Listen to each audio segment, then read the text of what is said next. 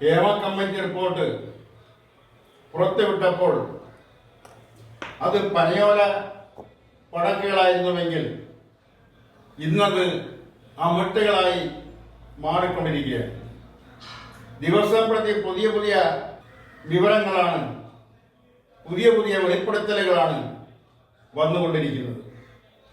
അതിലൊന്നും ശ്രദ്ധിക്കേണ്ട പ്രധാനപ്പെട്ട ഒരു കാര്യം, താര പരിവേഷമുള്ള നടിമാരൊന്നും വെളിപ്പെടുത്തലുകളുമായി പരസ്യമായി മുന്നോട്ട് വന്നിട്ടില്ല. അതവിടെ നിർത്തിക്കൊണ്ട് തന്നെ പറയട്ടെ, ഇത്തരം ചൂഷണങ്ങളില്ലാത്ത ഏത് മേഖലയാണുള്ളത്?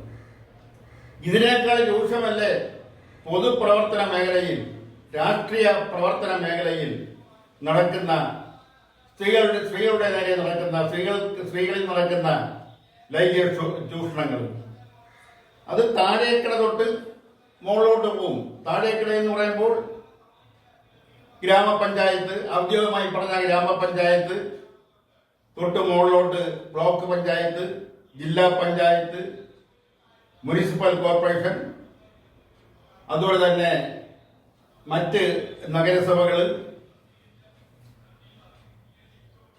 അങ്ങനെ ലോകസഭാ അംഗം, മന്ത്രിസഭാ അംഗങ്ങൾ, രാജ്യസഭ അംഗങ്ങൾ തുടങ്ങി വിവിധ ഔദ്യോഗിക പരിവേഷമുള്ള മേഖലകളിൽ മാത്രമല്ല, ചില കമ്മിറ്റികളിലും ആ കമ്മിറ്റികളിൽ നിന്നും ഉയർന്ന കമ്മിറ്റികളിലേക്ക് പോകാൻ വേണ്ടി അവിടെ കമ്മിറ്റികളിൽ ഉള്ള സ്ത്രീകൾ ഉപരി കമ്മിറ്റികളിൽ എത്തുന്നതിന് വേണ്ടി ആരുടെ ശുപാർശയാണോ വേണ്ടി വരുന്നത് അവരുടെ എല്ലാം മുന്നിൽ ലൈംഗിക ചൂഷണത്തിന് നിന്ന് കൊടുത്തിട്ടുണ്ട്. അല്ലെങ്കിൽ അങ്ങോട്ട് ചെന്ന് പ്രേരണ ചെലുത്തി അവർ അതിൽ പങ്കാളികളായിട്ടുണ്ട്. ഇത് പലപ്പോഴും പുറത്തു വന്നിട്ടുള്ള കാര്യങ്ങളാണ്.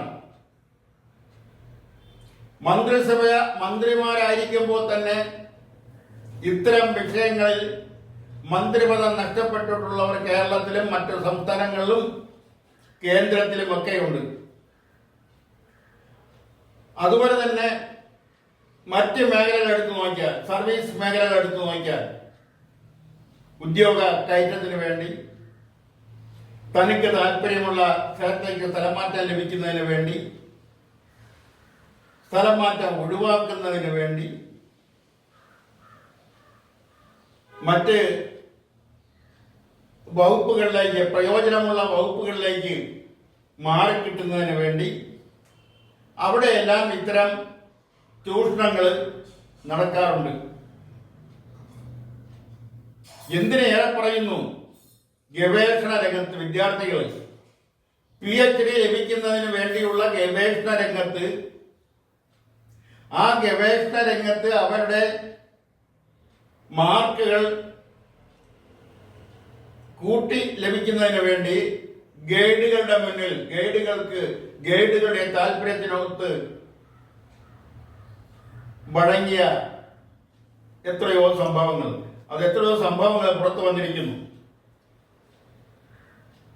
അതുപോലെ തന്നെ മറ്റ് മേഖലകളിലും, സാംസ്കാരിക മേഖലകളിലായാലും, രാഷ്ട്രീയ മേഖലകളിലായാലും, സർവീസ് മേഖലകളിലായാലും, എന്തിനേറെ പറയുന്നു, അധ്യാപക മേഖലകളിൽ പോലും പലപ്പോഴും അവരുടെ പ്രവർത്തികൾ, അവരുടെ സംസാരങ്ങൾ 16, 17, 18 വയസ്സുള്ള +1, +2 വിദ്യാർത്ഥികൾക്ക് പ്രചോദനമായി മാറിയിട്ടുണ്ട്. എൻജിഒമാരുടെ പരസ്പര സംസാരങ്ങളും പ്രവർത്തികളുമെല്ലാം അത് ട്രെയിനിലായാലും, ബസ് സ്റ്റോപ്പുകളിലായാലും, മറ്റ് റെസ്റ്റോറൻറ്റുകളിലായാലും, കോഫി ഹൗസിലായാലും, തൊട്ടടുത്തിരിക്കുന്ന കൗമാരപ്രായമായ കുട്ടികൾക്ക് അതെല്ലാം പ്രചോദനമായി മാറിയതിന്റെ ഫലമായാണ് ഇന്ന് അവരിലുണ്ടായ വികലമായ സ്വഭാവ വിശേഷം. ഇത് പറയുമ്പോൾ തന്നെ വിവിധ സന്ദർഭങ്ങളിൽ വിവിധ ബോർഡുകളിൽ അംഗമാകുന്നതിന് വേണ്ടി കോർപ്പറേഷനുകളിൽ അംഗമാകുന്നതിന് വേണ്ടി അതുപോലുള്ള ചില പദവികൾ ലഭിക്കുന്നതിന് വേണ്ടി ചില അംഗീകാരങ്ങൾ ലഭിക്കുന്നതിന് വേണ്ടി അവിടെയെല്ലാം ഇത്തരത്തിലുള്ള ചൂഷണങ്ങൾ നടന്നിട്ടുണ്ട് എന്നുള്ള കാര്യം എല്ലാവർക്കും അറിയാം. അത് പലപ്പോഴും പൊതുരംഗത്തേക്ക് വരുമ്പോൾ ഇന്ന് സിനിമാ മേഖലയിൽ നടന്നതിനേക്കാൾ രൂക്ഷമാണ് പൊതുമേഖലയിൽ നടക്കുന്ന പ്രവർത്തകരുടെ ഇടയിൽ നടക്കുന്ന ഇത്തരം ചൂഷണങ്ങൾ. അറിഞ്ഞോ അറിയാതെയോ ആ ചൂഷണത്തിന് ഭാഗമാക്കാവുന്നവർ, അതെല്ലാം നമ്മുടെ നാട്ടിൽ നടക്കുന്ന കാര്യങ്ങളും എല്ലാവർക്കും അറിയാവുന്ന കാര്യങ്ങളുമാണ്. എന്തിനേറെ പറയുന്നു, ഇന്ത്യയുടെ സ്വാതന്ത്ര്യം ലഭിച്ച് ആദ്യ കേന്ദ്ര മന്ത്രിസഭ ജവഹർലാൽ നെഹ്റു മന്ത്രിസഭയിൽ തന്നെ ഇത്തരം ആരോപണങ്ങൾക്ക് വിധേയരായിട്ടുണ്ട്. അവരുടെ ജീവചരിത്രങ്ങൾ മറ്റ് ആരെങ്കിലും എഴുതിയിട്ടുള്ള ജീവചരിത്രങ്ങൾ എടുത്ത് പരിശോധിച്ച് നോക്കിയാൽ ഇത്തരം സംഭവങ്ങൾ അതിന്റെ വഴികൾക്കിടയിലൂടെ കണ്ടെത്താൻ കഴിയും. അത് ആളിന്റെ പേരിലേക്കൊന്നും ഞാൻ കിടക്കുന്നില്ല. എന്തിനേറെ പറയുന്നു, ഒരു കാലഘട്ടത്തിൽ കമ്മ്യൂണിസ്റ്റ് നേതാക്കൾക്ക് പുറത്തിറങ്ങി പ്രവർത്തിക്കാൻ കഴിയാതിരുന്ന ഒരു കാലഘട്ടം കേരളത്തിലും ഇന്ത്യയിലും ഉണ്ടായിരുന്നു. അന്ന് അവരെല്ലാം വിശ്വസ്തമായി കണ്ണിലെ കൃഷ്ണമണി പോലെ കാത്തു സൂക്ഷിച്ചത് പിന്നോക്ക സമുദായക്കാരും ദളിത് സമുദായക്കാരുമാണ്. അങ്ങനെ ദളിത് സമുദായങ്ങളുടെ വീടുകളിൽ അവർ കണ്ണിലെ കൃഷ്ണമണി പോലെ കാത്തു സൂക്ഷിച്ച തങ്ങളുടെ നേതാക്കളെ, ആ നേതാക്കള് ആ കുടുംബങ്ങളിൽ ലൈംഗിക ചൂഷണം നടത്തിയിട്ടില്ലേ? അതിന്റെ ഫലമായി എത്ര പിറവികളാണ് ജന്മമെടുത്തിട്ടുള്ളത്? ഇതെല്ലാം എല്ലാവർക്കും അറിയാം. അപ്പോൾ ഇപ്പോൾ സിനിമാ മേഖലയെ മാത്രം എടുത്തുകൊണ്ട് അതെന്തോ വലിയ സംഭവമാണ്, അതൊരു ഭൂകമ്പമായിട്ട് അഗ്നിപർവ്വതമായിട്ട് പൊട്ടിച്ചിറയിരിക്കുന്നു, ആ നിലയിൽ വിലയിരുത്തിയത് കൊണ്ടോ പ്രചരണം നടത്തിയത് കൊണ്ടോ ആ നിലയിൽ അതിനെ കൈകാര്യം ചെയ്തതുകൊണ്ടോ പ്രത്യേകിച്ച് മാറ്റങ്ങളൊന്നും ഉണ്ടാവുമെന്ന് തോന്നുന്നില്ല. ഇത് നടന്നു വരുന്ന എല്ലാ മേഖലകളിലും അതുപോലെ തന്നെ തുടരും. ഇപ്പോൾ വന്നുകൊണ്ടിരിക്കുന്ന നടപടികൾ ആ നിയമപരമായ നടപടികളായാലും അല്ലെങ്കിലും പ്രചരണങ്ങളും പ്രചരണങ്ങളും എല്ലാം കുറെ കഴിയുമ്പോൾ ജനങ്ങൾ മറക്കും. അതോടെ ഈ സംഭവങ്ങളെല്ലാം തന്നെയും ഒഴിവായി മറക്കുന്ന ഒരു സ്ഥിതി ഉണ്ടാവും. മറവി എന്ന് പറയുന്നത് ജനങ്ങളുടെ കൂടപ്പിറപ്പാണ്. അതുകൊണ്ട് ഇതിൽ നിന്ന് എല്ലാം വ്യത്യസ്തമായി ഫലവത്തായ ഒരു മാറ്റം അല്ലെങ്കിൽ വിപ്ലവകരമായ ഒരു മാറ്റം സിനിമാ മേഖലയിൽ ഉണ്ടാക്കിക്കളയാമെന്ന് ആരും വിശ്വസിക്കുന്നില്ല. ആ സിനിമാ മേഖലയിൽ നിൽക്കുന്നവരും അല്ലെങ്കിൽ സിനിമാ മേഖലയെ കുറിച്ച് അറിയാവുന്നവരെ ആരും തന്നെയും അവിടെ ഗുണകരമായ ഒരു മാറ്റം വരുത്താം ഇന്ന് നടക്കുന്ന സംഭവങ്ങളുടെ പശ്ചാത്തലത്തിൽ എന്ന് ആരും കരുതുന്നില്ല. ഇതെല്ലാം നടന്നുകൊണ്ടിരിക്കുന്ന സംഭവങ്ങളാണ്, ഇനിയും നടക്കും എന്ന കാര്യത്തിലും ആർക്കും സംശയമില്ല. അവിടെയൊന്നും പരാതികളുമായി അല്ലെങ്കിൽ ഇപ്പോൾ രംഗത്ത് വന്നിട്ടുള്ളവർ അതെല്ലാം വർഷങ്ങൾക്ക് മുമ്പ് നടന്നിട്ടുള്ള കാര്യങ്ങളാണ്. അതിലാണ് ഇപ്പോൾ പരാതികൾ ഉയർന്നു വന്നിരിക്കുന്നത്. ആ പരാതികൾ അതിന്റെ നിയമത്തിന്റെ വഴിയെ പോകും. എങ്കിലും അത് ആ മേഖലയെ തകർക്കുന്ന നിലയിലേക്ക്, സിനിമാ മേഖല എന്ന് പറയുന്നത് കലാപരമായി പറയുമ്പോൾ നാടകരംഗത്തും ഇത്തരം ആക്ഷേപങ്ങളുണ്ട്.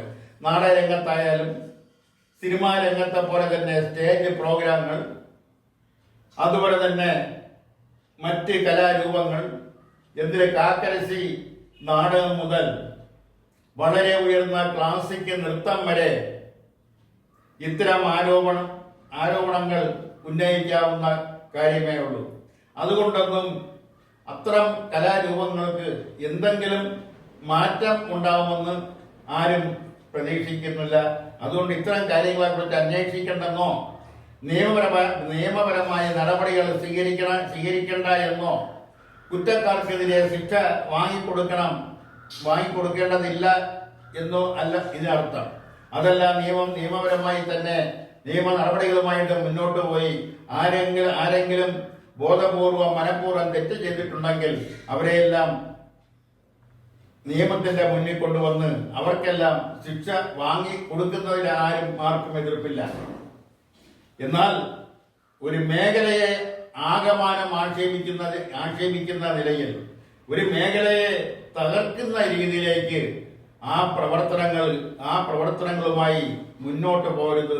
പിന്നെ എടുത്തു പറയാനുള്ളത്, ഇന്ന് വായിച്ച ഒരു വാർത്തയാണ്.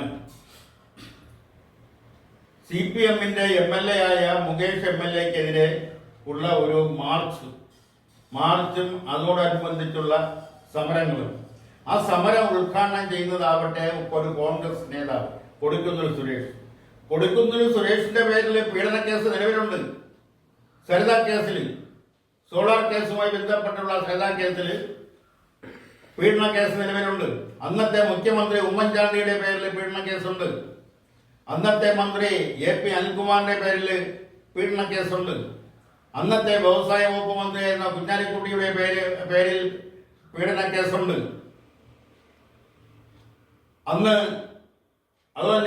അതുപോലെ തന്നെ മറ്റു ചില മന്ത്രിമാരുടെ പേരിലായി PJ ജോസഫിന്റെ പേരിലായാലും നീല ലോഹിതദാസിന്റെ പേരിലായാലും അതുപോലുള്ള ചില ഉയർന്ന ഉദ്യോഗസ്ഥന്മാരുടെ പേരിലായാലും, എന്തിനേറെ പറയുന്നു, മുഖ്യമന്ത്രിയുടെ പ്രിൻസിപ്പൽ സെക്രട്ടറി, സീനിയർ IAS വരെ ഇത്തരം ആക്ഷേപങ്ങൾക്ക് അല്ലെങ്കിൽ ഇത്തരം പീഡന കേസുകളിൽ പ്രതിയായി ജയിലിൽ കിടന്നിട്ടില്ലേ?